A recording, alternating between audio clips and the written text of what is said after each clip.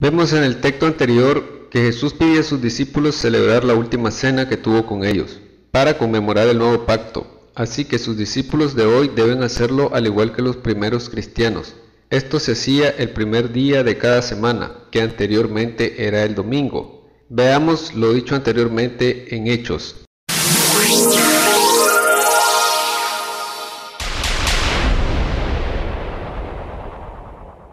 Algunas religiones denominadas cristianas creen que la frase "para partir el pan" significa que los discípulos se disponían solamente a cenar, pero usando el discernimiento, si el apóstol Pablo estaba por irse, lo más sensato era pensar que se despediría celebrando la cena del Señor. Además, ¿qué relevancia tenía mencionar una simple cena que no tuviera ningún significado? Pues esto lo hacían a diario. En la religión Testigos de Jehová se celebra la Cena del Señor solo una vez al año, el día de la muerte de Jesús. Por lo tanto, lo que se celebra es el aniversario de muerte de Jesús. Pero, ¿era eso lo que Jesús quería que conmemoráramos? Yo entiendo que no era su aniversario de muerte, sino que Él quería que lo recordáramos, pues Él dijo: "Haced esto en memoria de mí", y también que recordáramos lo que vino a hacer a la tierra. El regalo de tener la oportunidad de salvarnos de la muerte, el sacrificio que hizo por nosotros y la oportunidad de conseguir la vida eterna. Pero no el recordar su muerte, la cual fue necesaria, pero no era el tema principal. Entonces, lo principal a recordar y a agradecer es el acto de entrega que hizo Jesús a cambio de que se pudieran perdonar nuestros pecados, y así darnos la oportunidad de obtener la vida eterna.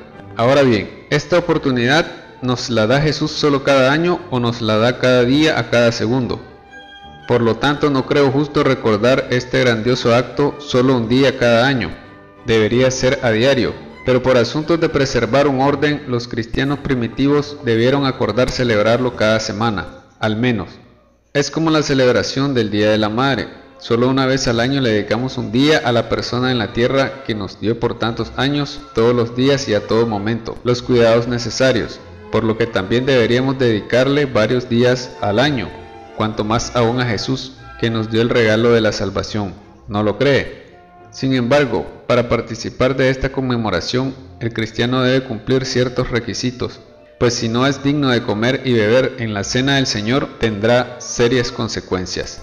Veamos eso en 1 Corintios.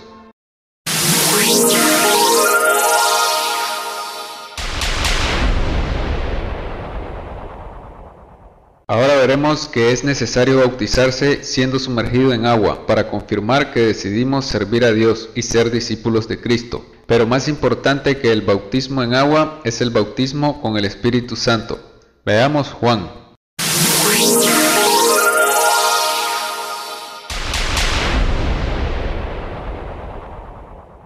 Acá debe significar nacer como otro ser, con otra mentalidad y espiritualidad. Morir como un esclavo del pecado y nacer como un siervo de Dios, ungido por el poder del Espíritu Santo de Dios. Existe un texto en el Nuevo Testamento, el cual muchos eruditos consideran que también fue una doctrina de demonios introducida por la Iglesia Católica.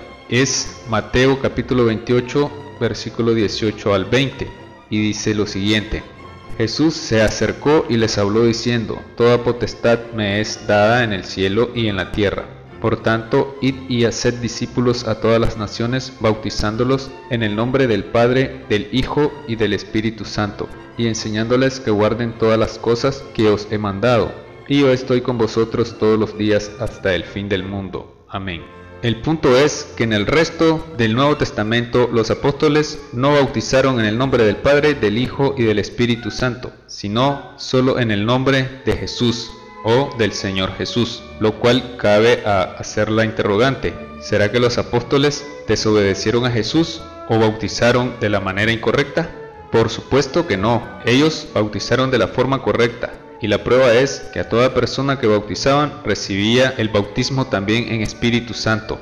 Sin embargo, hoy en día vemos que se bautiza en el nombre del Padre, del Hijo y del Espíritu Santo, y la mayoría no recibe el Espíritu Santo. Por lo cual pienso que es un texto también agregado en las copias que se hicieron de los textos originales del Código Sinaítico. Además, Jesús dijo que se pidiera en su nombre por ser el único mediador entre Dios y los hombres, pues la palabra dice, hay un solo mediador entre Dios y los hombres, Jesucristo hombre. El Padre no es mediador de sí mismo, y el Espíritu Santo solo intercede por los hijos de Dios, o sea, comunica a Dios las necesidades de estos, pero no es un mediador o abogado, pues no es una persona. Solo Jesús tiene ese privilegio.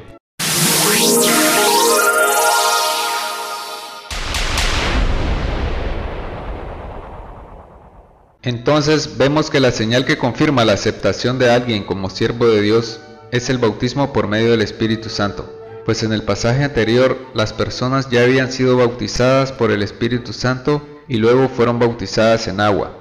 La manera de saber cuando alguien es bautizado por el Espíritu Santo es porque éste se manifiesta en diversos dones en cada persona, tales como hablar en lenguas, profetizar, interpretar lenguas, don de sabiduría, conocimiento, de maestría, de sanación, expulsión de demonios, milagros, etc. Esto no hay que confundirlo con una expulsión de demonio, la cual no significa que la persona esté ungida por el Espíritu Santo, sino que por medio del Espíritu Santo, si la persona tenía demonios, éste sale y la persona cae inconsciente, lo cual se podría interpretar como que la persona fue ungida por el Espíritu Santo, pero no es así. Una forma de saber cuando se expulsa a los demonios es porque la persona cae inconsciente, luego de ser tocada por el Espíritu Santo. El que le diga que pertenece a una religión en la que se denominan cristianos y no se manifieste en ellos el poder del Espíritu Santo con algunos de los dones dados por éste, y aún le diga que solo perteneciendo a su congregación será salvo, le está mintiendo. Pues como veremos más adelante, el apóstol Pablo dijo que el Evangelio no es palabrería, sino poder de Dios. Tampoco se deje engañar si le dicen que los dones del Espíritu Santo solo se iban a manifestar en los primeros cristianos y que luego iban a cesar o desaparecer, pues está escrito que el Evangelio sería el mismo siempre. Y si el Evangelio de los primeros cristianos se basaba en el poder de Dios manifestado en los dones del Espíritu Santo, el Evangelio de hoy y de mañana y de siempre, hasta que venga de nuevo Jesucristo y cese la prédica de éste, también debe basarse en el poder de Dios manifestado en los dones del Espíritu Santo. Veamos todo lo anteriormente expuesto en Gálatas, Hebreos y Primera de Corintios.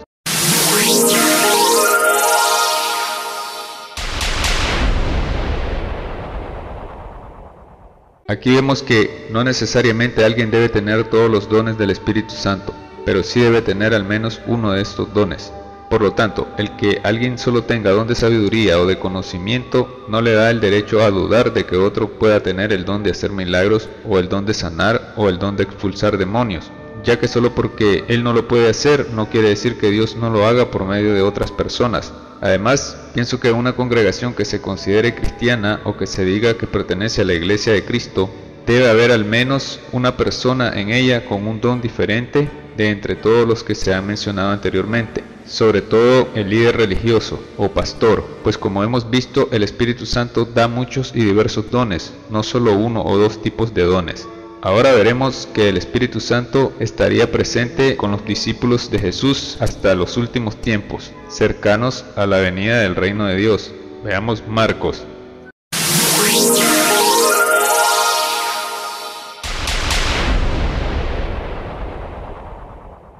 Note que dice, y es necesario que el Evangelio sea predicado antes a todas las naciones.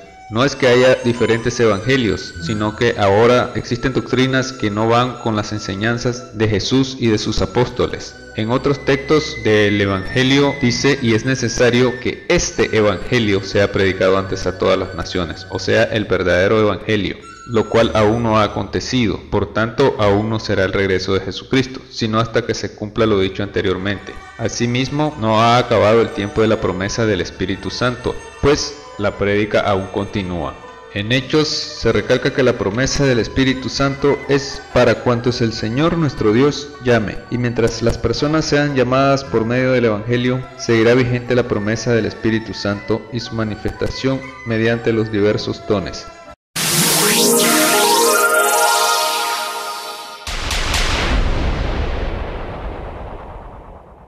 En el pasaje anterior está la clave del por qué tenemos que ver el poder de Dios manifestado en los diversos dones del Espíritu Santo, en alguien que se diga discípulo de Jesús. Note que el apóstol Pablo dice, ni mi palabra ni mi predicación fueron con palabras persuasivas. O sea, que el Evangelio no es solo palabras, aunque éstas estén correctas y basadas en la palabra de Dios. Note ahora esto, sino con demostración del Espíritu y de poder, lo que indica que debe haber demostración de poder de Dios por medio del Espíritu Santo y de sus dones. Y luego explica por qué debe haber esta demostración de poder, para que vuestra fe no esté fundada en la sabiduría de los hombres, sino en el poder de Dios. Está más que claro, nuestra fe se debe basar, más que en palabras, en ver manifestado el poder de Dios por medio de sus siervos, los verdaderos cristianos o discípulos de Jesús. Esto se reafirma en los siguientes pasajes, 1 Corintios, 1 Tesalonicenses, Hechos y Romanos.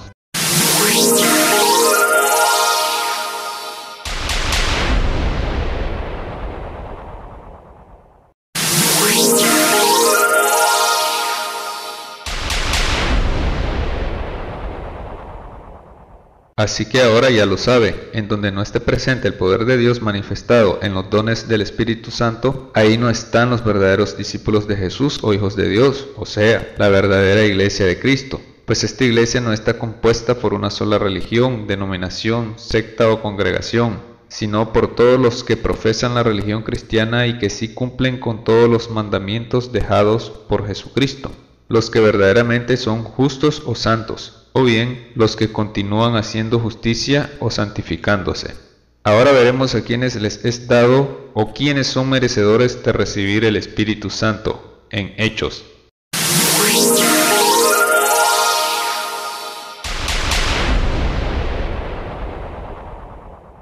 Otra de las características que identifica a los verdaderos cristianos y que sin ella no se puede ser salvo es la fe. Pues si no cree completamente en Jehová Dios, ni en su Hijo Jesús, ni en el reino de Dios, no va a poder cumplir con los requisitos que exige el Evangelio. Pues la creencia total, la fe, es la que mueve a actuar a las personas, la que hace cumplir los mandamientos dados por Dios por medio de Jesús. Ahora bien, la fe es fortalecida por medio de la oración. El orar y pedir fuerzas a Dios es algo que se debe hacer siempre y se puede acompañar con el ayuno. Recuerde que el propio Jesús ayunó 40 días y 40 noches.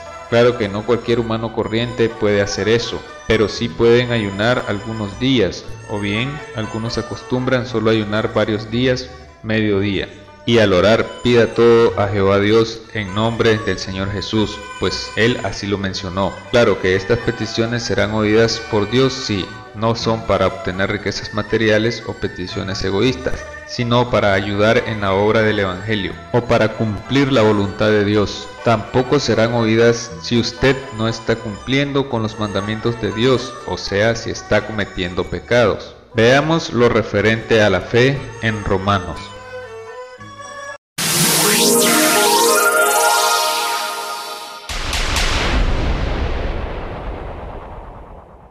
En el texto anterior se refiere a que algunos cristianos judíos todavía tenían por costumbre el creer que no era correcto comer de todo tipo de animales. Por lo tanto, cuando comían de otros tipos de animales que para ellos eran prohibidos, lo hacían posiblemente porque miraban a los demás hacerlo, pero por dentro tenían dudas y creían que estaban haciendo algo incorrecto. Pero la palabra de Dios dice que de todo lo que hay en el mercado puedes comer y de todo lo que está vivo, pues todo lo ha hecho Dios y todo se santifica en el nombre de Jesús.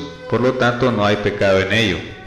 Veamos más acerca del pensar, sentir y actuar que deben tener los verdaderos cristianos en Gálatas, 2 de Corintios y Efesios.